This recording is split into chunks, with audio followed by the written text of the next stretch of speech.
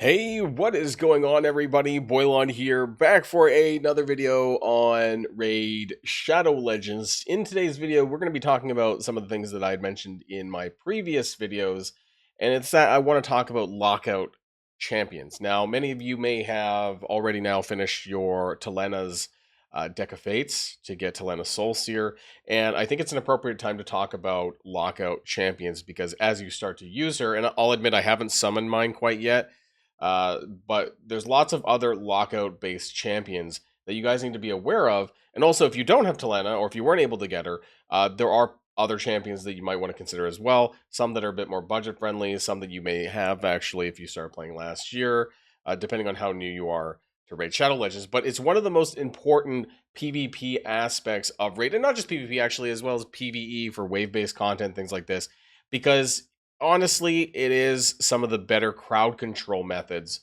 in Raid, and especially with the Mercurial PvP set, this is something that still works against that. I'm going to be talking about all that and more. Now, before we get started with the rest of the video, I do want to remind people that if you haven't started playing Raid yet, get out from under that rock, make a new account, make an alt account, get Grand Oak Padrag, get Zargalatagor, and Barracan the Fat. Don't forget about Pelops the Victor, and you can also get him by using the promo code RAID7 within the first 48 hours of a brand new account. Now, I want to start this video off with the very first character that was my entry into Lockout Champions. This is when I started the game back in January of 25 last year, and Alice the Wanderer was just coming out through the Alice in Wonderland crossover event with all the characters, and she was the free chase for the 7-day login calendar. So this was my, not only like the best character in my roster at the time, I still use her as a campaign farmer, but you know, we've kind of expanded and evolved since a few champions in terms of what lockouts do. So it's her Clockwork Cyclone. I'll try and show this in PvP as well. Attacks all enemies, has a 75% chance, or 100 with books. You kind of want to book that if you have her. If you're still using her, increases the cooldown of all enemy skills by 2. Now, we've kind of evolved a little bit to way more stuff than this. Also has a chance of decreasing turn meter by 15%. If at least one of the target's skill down has this cooldown increased to max, decreased by 30% instead. So, I mean, the best way to look at it is classic arena. I'm going to try and be able to show some of this stuff if I can, right? Some easier fights here. Now, this is my current setup. We're going to talk about some of these characters later. But for the purposes of this, I am going to break this just for now. And I'm going to take them out. And I'm just going to... I want to see if I can just win this with Arbice, Alice. Let's... I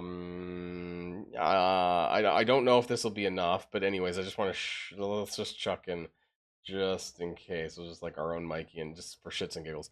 Anyways, Alice should go first. And I just want to show you that with my Arbice, should outspeed it pretty much everyone. Get the buffs up, and then Alice should go second. And so you want to make sure, of course, that not only do you get some buffs, something like Arbiter, right, to go first beforehand, so that Alice can go and then uses the Clockwork Cyclone. And then I'm going to put this on 1x, but when you do the... I call it the spin to win. But you can see that the decrease cooldowns and all that stuff, like all that stuff, or the increase cooldown, sorry, is so important, and it locks them out from using their skills. Now, when you're fighting characters like Mythicals, they can still transform. And this is something to note because while it does lower their cooldowns, it still allows them to form change, God, and then still use their skills in their alt form. However, for everyone else, it basically cripples them, and they can only use their basics. And for the most part, that tends to be like GG. Like, with the exception of a handful of characters who, like Annoying Predator over here, who might still kick my ass. But by and large, okay, we didn't cool down him apparently. Let me take that. Let's just finish this off here. Okay, but by and large, for most characters, when you increase their cooldowns, they're essentially screwed because they're reliant on their A1s. So that's Alice, and she was my very first entry, like I said, into this mechanic. Now, I want to kind of go back a little bit too, because if you don't have any of these legendaries that we're going to be talking about in today's video, I want to talk about one that I've actually started upgrading because also good in faction crypts and things like this. Skinwalkers, believe it's Skinwalkers. Epic Basher. This is the one that I was looking for. So he's an epic void champion by the name of Basher, and he also has a similar mechanic. Attack all enemies, increase the cooldown of all skills on each enemy by 2 on a cooldown of 3. Now, this is better in, I would say, faction crypts and things like this where You're, not going to run into as many complicated builds. Also, it's on a cooldown of 3, so you can typically get this in more than once in a faction crisp run. And this is where it's kind of hard to find on epic characters. I actually don't know, and I should have looked this up. I think Basher's one of few that might even exist in the epics category for them to be able to do that. But by and large, a lot of them are in the legendaries category. And that's why I want to talk about some of the ones that I own myself. And that's going to be Fabian, Lord Entertainer Fabian. And many of you would probably know him from last year's anniversary event back in March. This guy was absolutely amazing and still is, because in the kind of quote unquote mercurial meta that we're in at the moment, he's still getting a ton of use. I am using him now that I have another character going to talk about who a lot of people won't have. However, I am using him every single day, or at least when I do play live arena. He's in my classic arena, he's in my tag arena.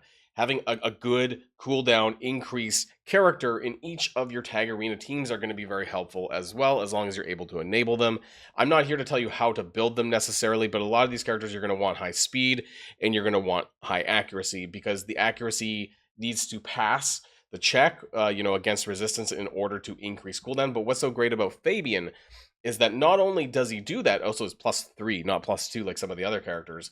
He actually removes enemy buffs as well. It's just not just removing it, it decreases the duration of enemy buffs by 3. So unless this is a weak hit, this is better than trying to remove, because sometimes removing stone skin and stuff like that can fail. Whereas this is just, it's so much better, right? And so the wording is important. The decrease the duration of enemy buffs by 3.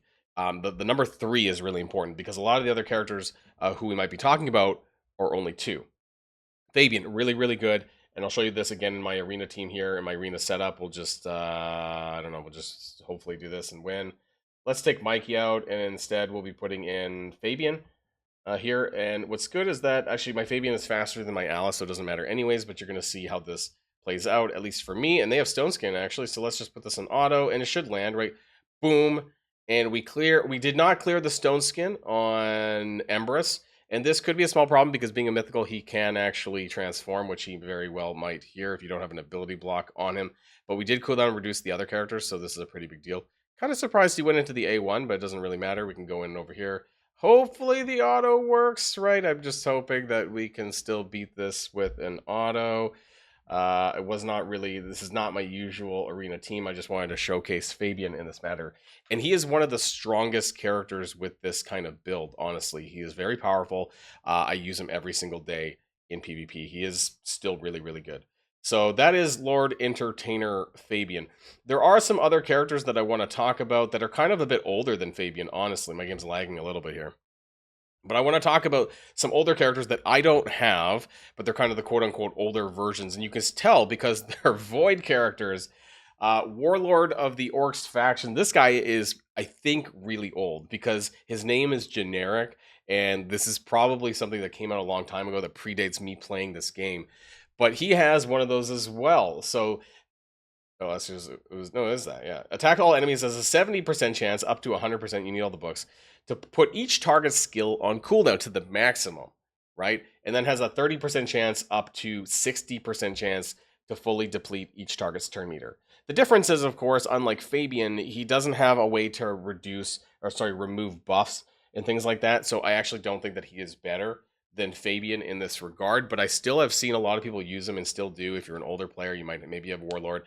And so that's something to mention as well. He's primarily used for that. I mean, he does a few other things, but it's really kind of all about this A3 skill here in PvP. So these are one of the older characters that I think is worth mentioning here about this kind of mechanic. Now, there are a couple of other ones that I want to, and of course, right, I would be amiss to not mention the one that we're getting right now, who I have not summoned yet, but of course, Talena Soulseer, right? I've mentioned her in other videos. So attack all enemies.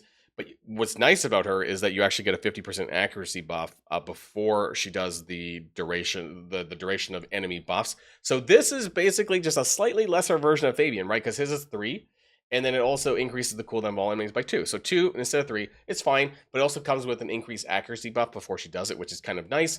For me, I've been using my Arbice, who gives an attack up and a accuracy buff alongside the turn meter fill. So I don't really necessarily need this from Talena. However, if you're able to, say, enable Talena, you have another fill fast turn meter fill character, and then you have Talena go second, then she gives the increased accuracy buff to everyone else, and then does this, right? So it's not as good as Fabian, but still very, very powerful, and people would get her for free. So you're going to start seeing more of Talena probably in PvP because it's a guaranteed champion that a lot of us who are able to participate in the Deck of Fates would have. So again, I don't have any. It's basically like a slightly lesser version of Fabian, is what I can say, which still makes her very, very good in the PvP scenario. So that's something worth mentioning there. Now, there are a couple of other characters that do similar things. You know, we've talked about Fabian, we've talked about Alice, Warlord, Talena, Basher, and of course, I want to talk about there's some Void characters that are kind of worth mentioning if you do have them. If you do, Void legendaries, of course, are very difficult to get, but there is one in the Shadowkins faction called Yumiko. Now, Yumiko decreases the cooldowns of all ally skills by 3, and also increases the cooldowns of all enemy skills by 3. So this can be really, really nice. It is on a cooldown of 7, however, so in PvP, it's probably only going to happen once. Even in PvE, the decrease of 3 is really, really nice, though, and of course, it does not reduce her cooldowns on this. So kind of like Donatello, right? But his is only 2. This skill can have its cooldown reset or reduced by other skills. This is important to note because you can use characters like what's her name from Siege, Lamasu, to kind of reset the cooldown on the skill as well potentially. So Yumiko is a really solid one, but she doesn't actually she doesn't reduce or remove buffs before this happens. So that's kind of important to note. It would work on Mercurial, but it's different, right? It's not the same as Fabian or Talena. So important to note there. Another one, again, you might not necessarily have, but Knight's Revenant Crixia. So she does have this. She's a little bit older, right? But she does have this as well. So attacks all enemies, removes all buffs from all enemies. That's an important distinction because unlike Fabian and Talena, who decrease the buff's duration by 2 or 3, Crixia removes all buffs. This can also fail against Stone Skin, and it also won't remove Mercurial. So that's kind of important to note as well. Increases the cooldowns of all enemy skills by 3. So that will work, however, on Mercurial. So again, very powerful. Crixia is a very great mythical champion. If you have her, hats off to you. You know, really, really good in general, both in PvP and PvE where you can use her. She has other great shit that's just good as well. Decrease resistance, block buff. So yeah, she's amazing mythical champion if you happen to have her. And I want to talk about the one that I recently picked up, right? And let me know in the comments down below if I missed any. But I wanted to really showcase and kind of focus on this lockout champion stuff because of, and I'm on the wrong one actually, because of all the recent characters that have come out. Now, one of the hottest characters on the market, who I just so happened to be lucky enough to get, of course, but I didn't want it to be the main topic of this video, is Sabrail the Distant, because she does a lot of things, but she also does this too, so attacks all enemies 2 times. Each hit increases the cooldown of one of each enemy's skills to the maximum, right? So this is a pretty big deal. Also decreases the turn meter of all enemies by 30%, and it's a free turn skill. Now, oftentimes, you can either go into this, which steals all buffs if they still have buffs going on, which then takes the buff spread to the rest of your allies. You can do this. Or if you're like me and you're a little bit of an idiot and you have an attack-based build, then you go in from that A3 into the alt form, and then attacks the enemies 2 times, ignores defense, and then it does additional damage based on cooldowns, I believe. Was it, or is it on your passive anyways? Yeah, this champion's attacks are always critical against enemies that have any skills on cooldown. And this champion's skills deal 3% more damage for each turn of cooldown on all enemy skills, right? And what's cool about this is actually decreases the value of Stone Skin Shield and Magma Shield by 75%. Not eliminates it. You still have to hit through it. But it just depends on how you want to play your PvP. And often what I'm doing is I am running Sabrail and Fabian simultaneously because they can't ban both. Now, unfortunately, in Live Arena, Sabrail often is the target of a ban. Okay, now I just want to show you, because I'm not going to do it Live Arena because she's probably just going to get banned anyways. Most people who have played or who know what's going on. I'm going to just do, just for this, right? I mean, Mythicals can still shape form. That's really important to note. But my team setup that I have for my new Arena team should be here, right? I'm running Arbice, I'm running Sabrail, I'm running Fabian, and I'm running Arn the White. Why? Because I'm using Sabrail more as an attacker, that Fabian is a little bit better, I think, when it comes to reducing buffs and things like that, that allows me to enable my Sabrail's attack form. I get 2 chances also of kind of reducing cooldowns as well. All of that hit. Also, what I love about that attack right there is it removes the Mercurial, and then I just flatten them for the most part. Apparently, Wither still survived, but I also have an interesting gemstone in my Sabrail, so I have a chance when I kill somebody to get a free extra turn. So that's probably what just happened there because she doesn't otherwise. Let's just do that one more time and try it. I don't know. Let's go over here maybe and try that one more time. I love Lockout champions. They are some of the best in the game for PvP. They are so important. So we get that 2-hitter, and again, that's really good for making sure that any Mercurial stacks will go away, and then boom, they're all dead. So again, Lockout champions are important. In PvP, they are king. They are still really amazing in this Mercurial meta, and they're characters that you should think about. And why I think we're going to start seeing Tyrannosaurus here more, because for people who didn't get a chance to get Fabian, or you run 2 Lockout champions in your live arena picks, it's going to be really important that they can't ban both, right? Anyways, that's going to be the end of the video. But before we go, I do want to remind people that if you haven't started playing Raid yet, get out from under that rock. Do this PvP. Get these Lockout champions. Get Grand Oak Patrick for free. Get Zargala Tagor, Farrakhan the Fat, level 10, 20, 30. And don't forget about Raid 7 for the promo code for Pelops the Victor of the Argonauts faction. Promo code Raid 7. Okay, that's it for me, everyone. Have a great day, and I'll see you all in the next one. And if you like this video, make sure you hit that subscribe button if you haven't already, and you'll be greatly helping out the channel. Have a great day, and I'll see you guys on the next one.